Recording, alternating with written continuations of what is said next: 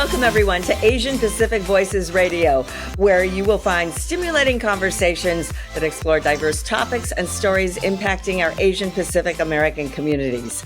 I'm your host, Sasha Fu, and today our guest is someone who actively demonstrates that one person, just one person, can have a tremendous impact on the community.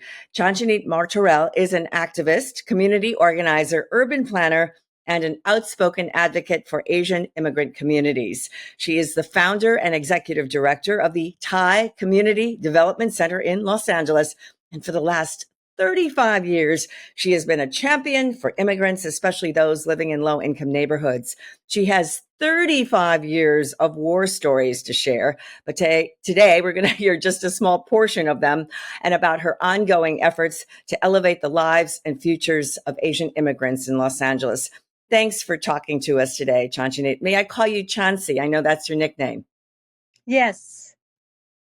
Let's start by finding out more about your personal background. You came to the United States from Thailand with your family when you were just a child. How did that experience adjusting to life in America affect your choices in life to become a community advocate and an activist and someone who really is looking out for the rights of immigrants? It had an enormous effect on me, and the reason why I have been motivated to serve vulnerable and marginalized immigrant communities because my parents came here and found work as low-wage workers, and we lived in poor urban neighborhood of Los Angeles, my sister and I going to Los Angeles public schools, and we had to deal with just survival and not being able to seek out many of the opportunities that other people may have who would be at a better station in life than us. And I saw how my parents struggled to navigate the large urban metropolis of Los Angeles because of their language and cultural barriers. They had a difficult time accessing information and resources. So from the outset, I became my parents' own advocate, trying to help them just understand how to fill out forms and interpret for them at doctor's visits, at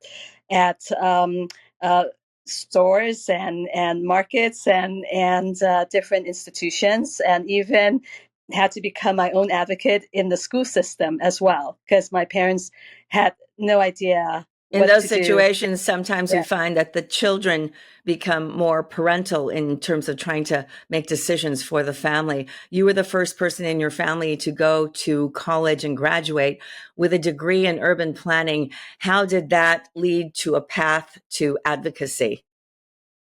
Yes. So I had been fortunate enough to been provided this opportunity to receive higher education, and I wanted to go into a field, specifically a graduate degree in urban planning, that will help really bring resources and access to economic opportunities to the underserved and the disadvantaged among us, especially in a city and urban environment that can be faced with challenges and economic and social disparities, and try to create more equity and justice, especially for the working poor.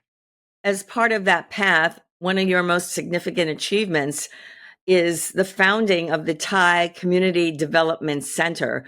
When you founded that organization, that nonprofit, back in 1994, what was Los Angeles like, and why did you feel you needed to have this kind of organization in place?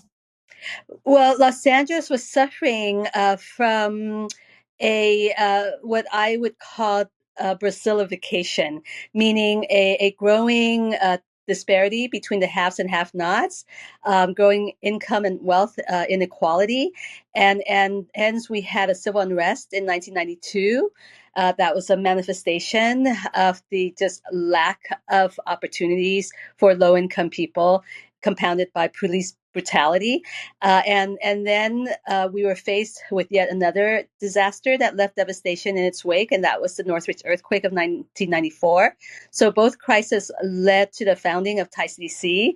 I didn't sit around and had an epiphany one day to start Thai CDC, but because of those two crises, there was an urgent need to render immediate relief and disaster assistance, and also bring resources to communities that had been adversely impacted by those disasters, and especially immigrant communities faced with language and cultural barriers. They had no idea where to access the rebuilding dollars since they were displaced from their homes, their jobs, and their businesses.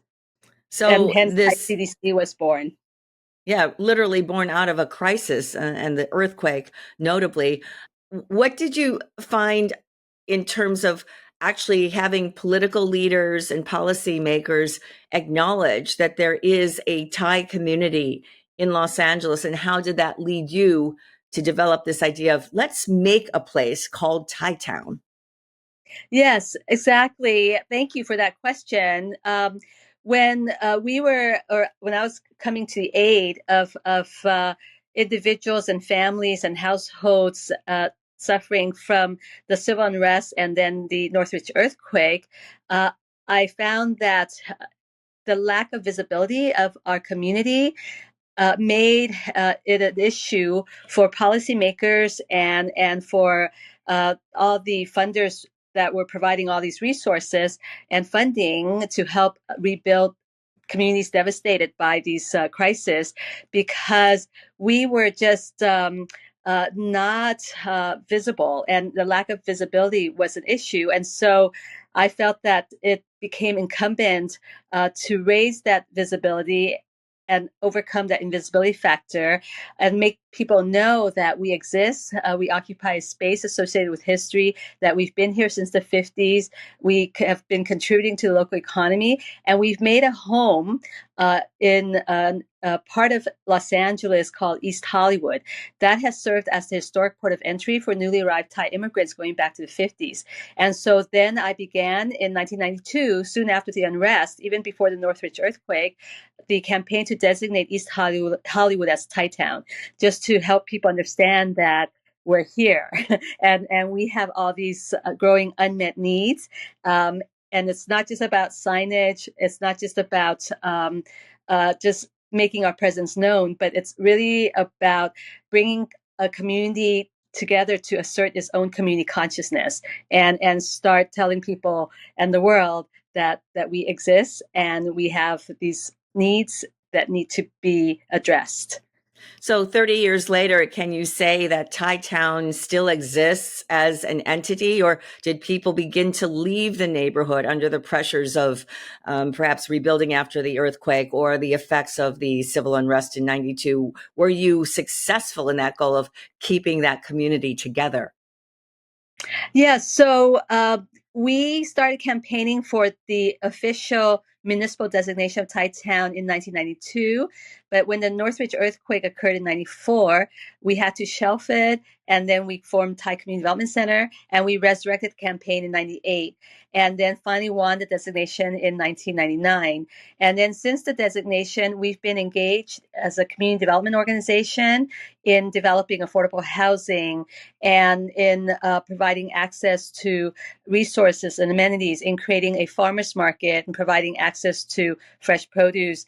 And we're building a business incubator, Thai Town Marketplace. We've been also developing all the small businesses in the area, making them viable and sustainable, and creating jobs in the area. So Thai Town now has become a thriving local economy. And we've been also fighting any kind of gentrification or displacement. And we've done that back in 1998, by pushing for what we call a specific plan called the Station Neighborhood Area Plan that now governs development around the metro stations that were created in East Hollywood that require developers to comply with its guidelines that include creating more affordable housing and greening the neighborhood and more open space and amenities like affordable childcare and what have you. And so this has been the tool, the land use tool that we've used to ensure that Thai Town is equitable and sustainable. And we also use heritage marketing and culture tourism to really generate the kind of economic development we want to see that invests in the people and the place, that place being Thai Town. That's wonderful. That's a really inspiring story for other immigrant communities that are facing the pressures of gentrification and being dissolved from economic forces that they are very, it's difficult to hold back. I want to ask you, you mentioned affordable housing, and that is a tough sell in many communities because of the labyrinth of regulations, the bureaucracy, and of course, the attitude of some neighborhoods, the NIMBY attitude, nope, don't build it here, don't build it here. How have you been successful, Chancee, when so many other organizations are not?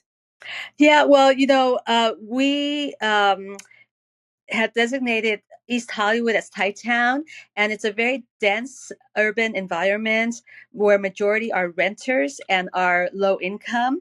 But we are considered part of the flats of Hollywood because the Hollywood area's got the flats and the hills. So the Mm-hmm. hills are the more affluent Sure. and homeowners, but the flats are basically the more lower income communities, predominantly immigrants and renters. And so fortunately, we've been able to uh, encourage more density and affordable housing development in this area, uh, because you have a neighborhood that supports that campaigns for that, and we organize the community members and renters to really make a demand for more affordable housing, especially around transit, because we are a transit-oriented community, and a study after study has shown that when there's affordable housing next to transit, and there's that nexus, that you do reduce greenhouse gas emissions, and you green the community and reduce the carbon footprint, because those low-income renters do use public transportation, and so we've been able to organize our community to support that because they need it and they want that more. And it doesn't affect the people in the hills so much or as much. So we're not getting as much of the NIMBYism, not in my Uh-huh. backyard, from them. But what we do get in the form of NIMBYism is from the minority homeowners in the flats, and that had to Mm-hmm. do with more or less two factors that really makes them opposed to more affordable housing. One is the height. When you increase in height to create more units Mm-hmm. in the development, then you're blocking their view of the Yeah. hills and the Hollywood sign. Then the second factor is the congestion, and then the reduction of parking in the neighborhood, because parking is such a a commodity here in Hollywood, East Yes. Hollywood, and it's very hard to find parking here. But we do have a transit-oriented district, so people should be more reliant on public transportation. But they're not there yet because we still have a car culture, even in a transit-oriented Mm-hmm. community. But only the poor and low-income and low-wage workers are using transit, but not those who are better off because they still have their cars or two, one car or two. And so they don't like the idea that then their neighborhood is just going to be too congested if we add more density and more affordable housing. But they don't understand that the affordable housing is being added into a transit-oriented district where most Right. of those renters are using public transportation. So they're not going to add to the congestion, and they're not Are going you to add to the parking. Are you able then to successfully overcome those objections, both from the homeowners group and from those who are complaining that this is going to add too much congestion? Have you been successful on those fronts? I believe so, because we have seen such a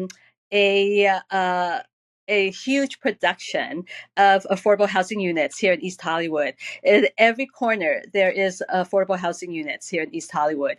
It's just yes, amazing to bear witness of that, and having a long, for a long time been the champion for more affordable housing. And so we've managed to succeed in increased Yay. production of affordable housing here in East Hollywood. Yes. That's certainly a victory because I know how hard it is. I've watched many, many groups unsuccessfully fight for affordable housing because of many different factors.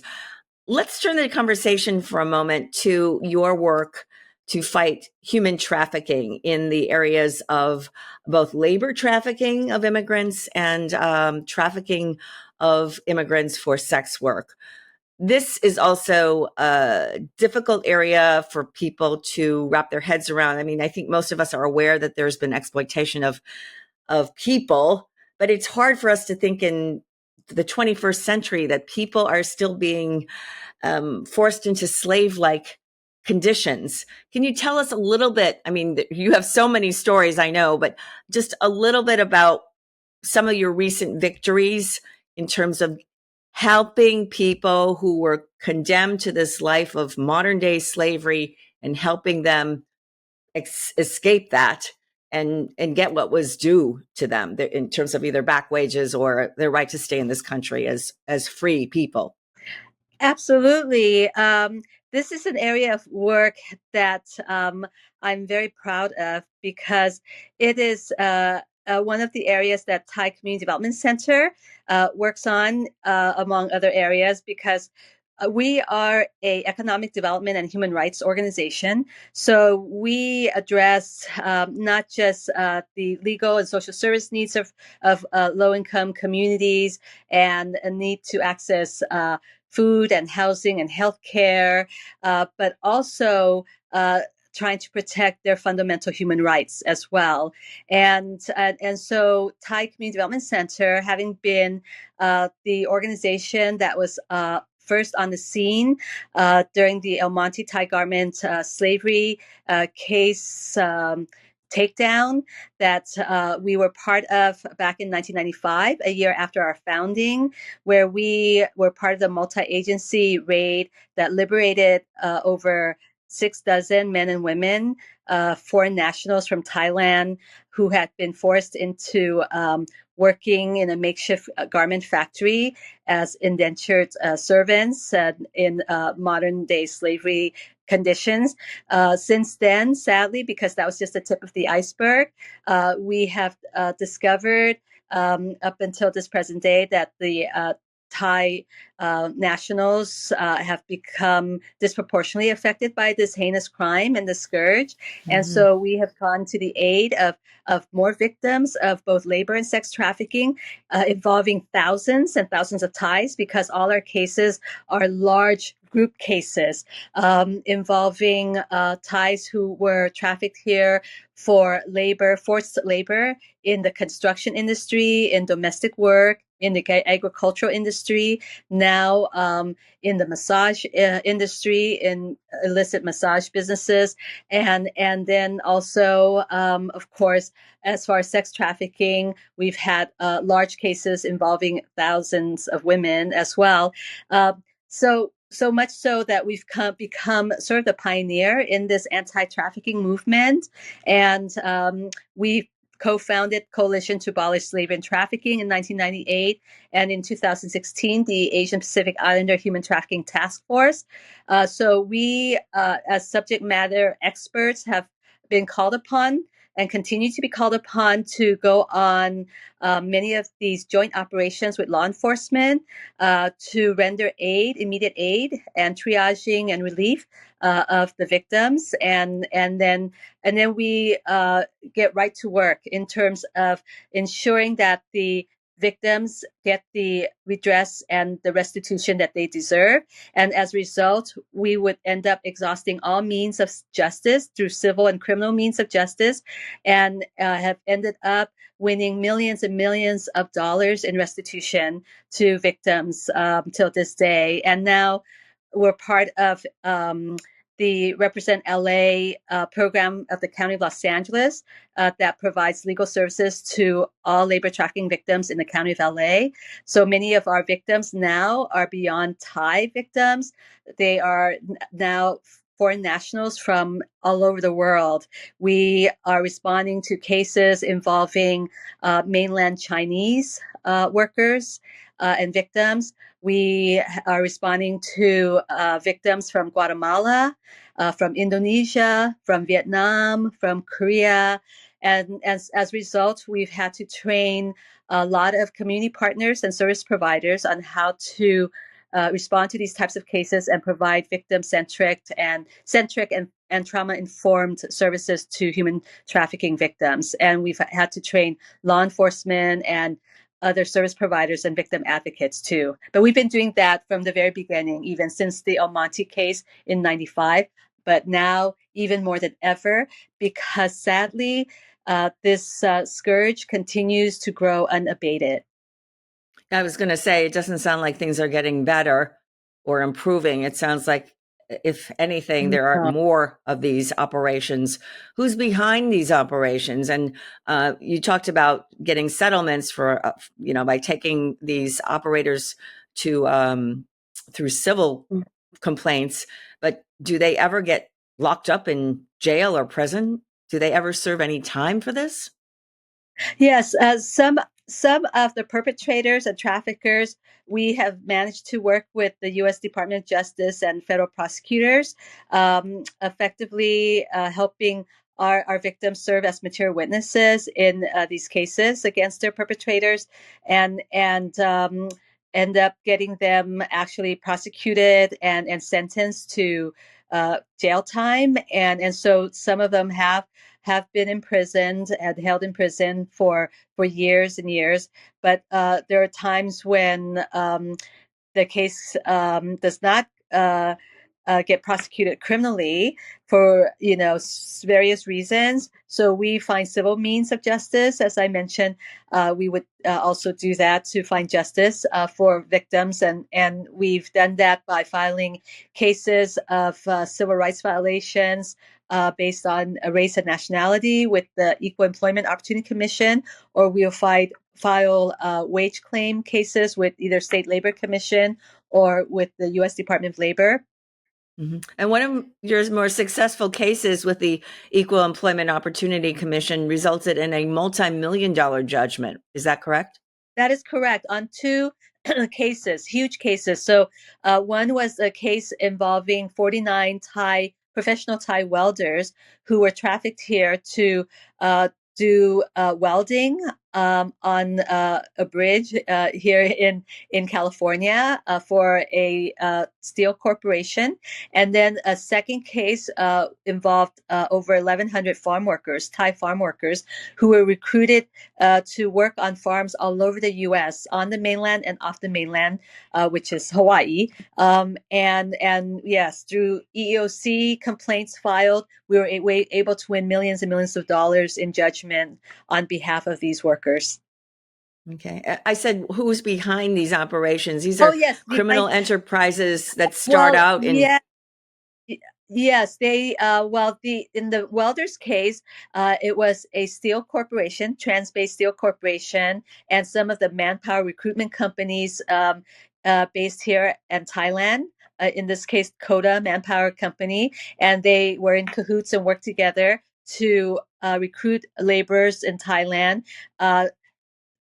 Basically helping them believe that it was by legal means. So it's a legal means of trafficking using the guest workers visa program, and then bringing them here. But once they are brought here, they are put up in flop houses with no electricity and no water and food, and their passports are confiscated and they're forced to work. And then the farm workers case, the defendants was a manpower recruitment company called Global Horizon, but the subcontracted companies were all of these farms in throughout the U.S. and in Hawaii, like even the famous like Mac Farm in Hawaii. you'll go to Costco, and if you buy a bag of macadamia nuts, you'll see that's by Mac Farm. So that's, for example, one of those farms. So these are some of the companies that have now paid some of the restitution from the judgment against them. Well, every victory is significant. I know there's so many battles out there, but I'm very impressed by your determination to tackle these one battle at a time, and also your training of other community groups and partners and law enforcement. I want to ask you a little bit, Chancee, about immigration and immigration policies, which are obviously a flashpoint in this year's election, this presidential election year. There's been so much rhetoric around immigrants, the role of immigrants in this country, illegal immigrants. What can we do to fix a broken system? Often in the heat of these political speeches, I notice that some politicians are not very clear about legal immigration versus illegal immigration. What are your thoughts on this subject, and how do we avoid becoming a country that says we do not want to have any immigrants enter our borders? Yes, as an immigrant myself, and as someone who works with predominantly immigrants, like 99%, of the people we serve are immigrants, and these are immigrants who are low-wage workers who are very vulnerable to the most egregious forms of exploitation in the workplace because of not just their language and cultural barriers, but 50% of them whom we work with are undocumented, are without any kind of immigration status, making them even more vulnerable because then they're afraid to speak up and to fight for their rights, and concern always that any minute now they will be detected or discovered and then reported and deported. Right, reported and deported, and so they have to exist under the radar and become part of this low-wage sector of the economy, or what I call the underground economy. But we do not want that kind of society, right? We want a civil society where everyone is protected from any kind of harm, danger, injury, or exploitation. But we cannot have that if we have like a two-class kind of system where you've got, because this is a country of immigrants. This country would not have come to be were it not for the immigrants who made the country what it is, and we depend on a majority of the immigrants who make up this country for their labor, and it's not just about their labor, but they also have fundamental human rights. And so we need to really be a more humane country that recognizes people's human rights, regardless of where they're from. And they may be fleeing persecution. They may be fleeing the climate change, so they're climate refugees. They may be fleeing destabilized situations in their countries because we have been the source of destabilizing those countries.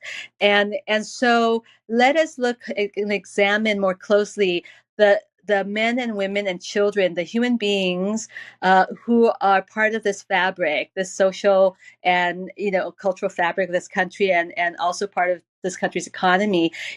Why are they here? They're here for better opportunities for themselves and their families. And what have they done to this country? They've been contributing to our economy, and they've been providing the labor that we need. And what do we need? We need to then find remedies for them, and find a legal path for them, a path for legalization for them to remain in this country, since we depend on them. And so we need comprehensive immigration reform, and that's what we need to really make everyone now legal and be part of our civil society, and not live within the margins in this precarious state, and also under radar, and be so vulnerable to exploitation. This is a very complicated subject because we hear the words or the catchphrase comprehensive immigration reform, but from what I can tell and from what I hear, There are many politicians and leaders who are ready to say, let's lock the doors. We do not want any more immigrants, period. How can you have a conversation with people who feel that way, Chancee? I think conversations are very important, and I think let us do have that conversation. Let us have an opportunity to really help people understand that we have the economy that would not work were it not for these immigrants. Let us ask these individuals, how is it that we are getting any of our clothes made here in this country? How is it that we're getting served at restaurants? How is it that we're getting our groceries rung up at the cash register? How is it that how is it that we're getting our lawns manicured? How is it that we're getting our children looked after? Not just at home, but at childcare centers. How is it that we're getting all of these factory work being done? So let's go back to that. Who Who's who doing it? is like doing that work? Yeah. And what what are we going to do if then all of a sudden all of these people are no longer there to do Right. this work? I mean, I think that's a reasonable question to ask. I mean, is it your children, and will it be your friends and your family members who could replace them? Would they be willing to take that job and do that job and work in those jobs? I mean, Very good questions.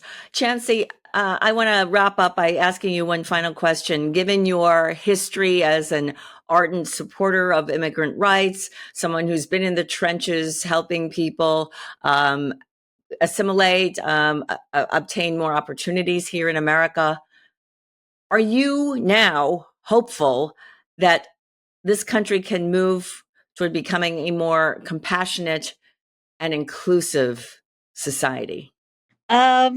given what we're seeing in the media, um, I am really concerned. I'm not sure if hopeful would be the word that I would use myself. I think I'm really concerned because there is so much anti-immigrant rhetoric out there, and a lot of people in political offices are using that and trying to scapegoat immigrants for Mm-hmm. inflation, for the economy. Not doing as well, for uh, whatever is causing Americans to feel uncertain about their future, and then we've had, of course, being Asian, right? We've had many incidents of hate towards Asian, Anti-Asian hate. Yes. anti hate and violence towards Asian. So I am being circumspect right now as far as Yeah. where we're going. But I am hopeful that that all of the organizations that we work with to protect immigrants and to fight for the rights of immigrants and fight for human rights, um, uh, we are working in unity with each other and solidarity.